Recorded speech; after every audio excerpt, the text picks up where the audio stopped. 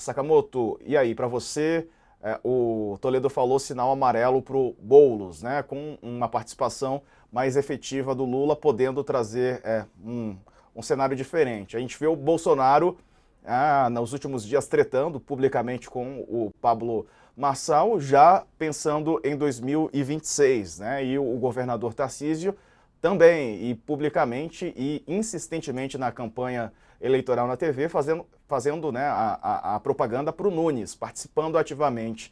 Como é que esses fatores têm influenciado? Você acredita que o eleitorado não está associando o Lula a Bolsonaro nesse momento na hora de decidir? Qual que é a sua percepção, Sakamoto? Boa tarde. Boa tarde, Diego. Boa tarde, Fernando. Boa tarde a todos e todas. Não, primeiro, com relação à questão das metodologias da pesquisa, voto com o relator, né, com o Toledo.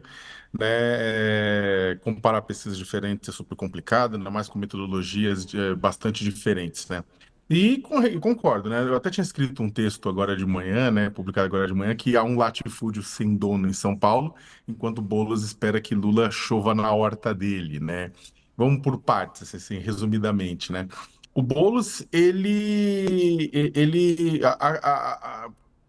havia uma expectativa na campanha do Boulos de que logo começasse a campanha em rádio e TV, que houvesse um crescimento mais rápido da sua pontuação, da sua intenção de voto, porque houve chuva de Lula, né? Lula apareceu comendo bolo na casa do Boulos, né? Tenta falar isso 3 vezes bem rápido. E aí, com a família, apareceu o Boulos toda hora, apareceu a Marta, que também é uma grande puxadora de voto, né? Então, é por isso que ela é a vice na chapa. Então, o que aconteceu é que havia uma expectativa de que ele ia crescer muito rápido, principalmente num eleitorado dito petista. São Paulo tem um eleitorado petista, um eleitorado que se considera à esquerda, não à toa. Lula ganhou de Bolsonaro por 54 a 46 na capital no segundo turno em 2022. E também tem um eleitorado que ganha, tem um eleitorado, tem até representativamente bastante eleitorado que ganha até 2 salários mínimos, que é onde fica a chamada fortaleza petista, onde o PT e o Lula tende a ter mais voto, e isso não aconteceu ainda, né? É interessante, né? Porque o último Datafolha, que traz dados bastante estratificados, amanhã vai ter um novo, né?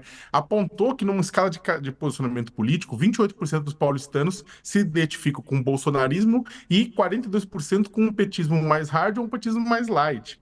Né? Ou seja, não estou falando que eles são petistas, mas se identificam podem se identificar nas eleições, né? Então, o que acontece? O prefeito Ricardo Nunes, ele tem 28% das intenções de voto entre aqueles que recebem até 2 salários mínimos, né? Enquanto o Boulos marca 19% e Marçal 17%, né? E a própria Datafolha aponta que aqueles que se identificam com o PT representam 49% daqueles que ganham até 2 salários mínimos. Né? Ou seja, Boulos, o Nunes, né, ele tem uma parcela grande daquele eleitorado que se esperava que estivesse com Boulos, né, agora, né? Então o Boulos tem uma grande parte da chamada fortaleza petista que ele pode ir buscar voto. Agora, a questão é se ele vai ser eficiente nessa busca de voto, né? E é por isso que o PT quer que Lula grude no Boulos que nem filhote de bicho preguiça em dia de tempestade na Amazônia, sabe? Tempestade na Amazônia é uma coisa que tá meio rara, né, com a seca, mas imaginem. Então o que acontece? Ele quer que grude exatamente para passar esse eleitorado, tanto o eleitorado petista, o eleitorado que se vê como de esquerda, o eleitorado de até 2 salários mínimos, né? Ô, Para Sakamoto. lembrando, memória do... Oi? Não, eu ia falar com você sobre a máquina. Você até citou aí a máquina do Nunes. Ele usou a máquina com toda a força que podia. É normal, né? Todo mundo que está no cargo usa. Mas isso tem contado bastante também, né? O uso da máquina, investido em obras e agora a propaganda dele, que está associando, né? Ele fala isso, vindo da periferia e tudo mais. Parece que ele tá com uma penetração maior nesse terreno que comumente, né, é um terreno mais favorável à esquerda. Então, enquanto o Boulos espera essa chuva de Lula na horta dele, né? O que que o Nunes está fazendo? O Nunes, ele não apenas tem uma entrada por conta de obras, creche, da propaganda, né? Com relação ao que ele faz na periferia, ele tem algumas marcas. Você teve o passe livre de domingo, né? Que é importante, causa impacto na periferia, mas causaria maior se fosse durante a semana, porque durante a semana é que o pessoal precisa pegar ônibus para ir para o trabalho, né? Mas tem marcas e principalmente o Nunes tem uma grande parte da Câmara dos Vereadores do lado dele.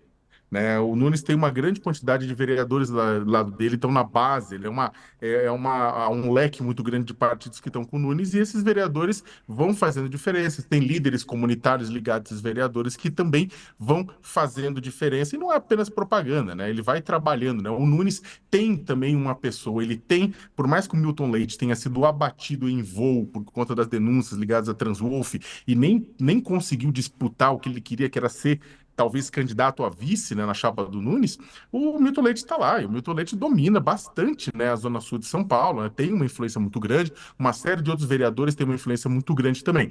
E uma outra coisa que acho que tem que ser levada em consideração, o governador Tarcísio de Freitas, ele acabou antecipando a polarização, né, ele puxou na propaganda do Nunes, ele puxou nas entrevistas o quê? Olha, o Nunes é mais capaz de vencer a esquerda no segundo turno do que o Marçal. Ele não fala do que o Marçal, mas ele está implícito o Marçal lá no meio, e aí basta olhar as pesquisas de segundo turno, por mais que elas não digam muito bem, é muito difícil você prever o que vai acontecer no segundo turno, ainda no começo do primeiro turno, mas ele tem usado isso e antecipa dessa forma a discussão que era só na reta final, que é quando algum candidato desidrata para um outro candidato que tiver mais chance de derrotar alguém que os dois não gostam, cresça. Né? Então o Tarcísio puxou isso adiante e ele não, porque o Tarcísio não quer um fortalecimento do Pablo Marçal, ele é um dos principais que mais perdem, né? Tanto perde na possibilidade de disputar 2026 da presidência e perde também no poder político que ele tem em São Paulo, né? Porque se elege alguém que não depende do Bolsonaro como o Marçal,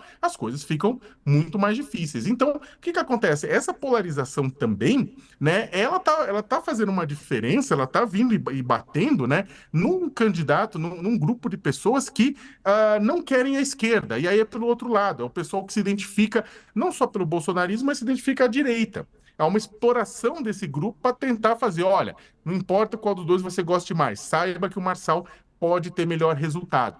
Por quê? Só para terminar, Diego, por quê? O próprio Datafolha mostrou que o Marçal está subindo entre os bolsonaristas. 48% dos bolsonaristas votam no Marçal, 31% votam no Nunes. Então, você tem essa necessidade do governador de resgatar esses votos e evitar a sangria, enquanto o Nunes ganha voto da própria periferia.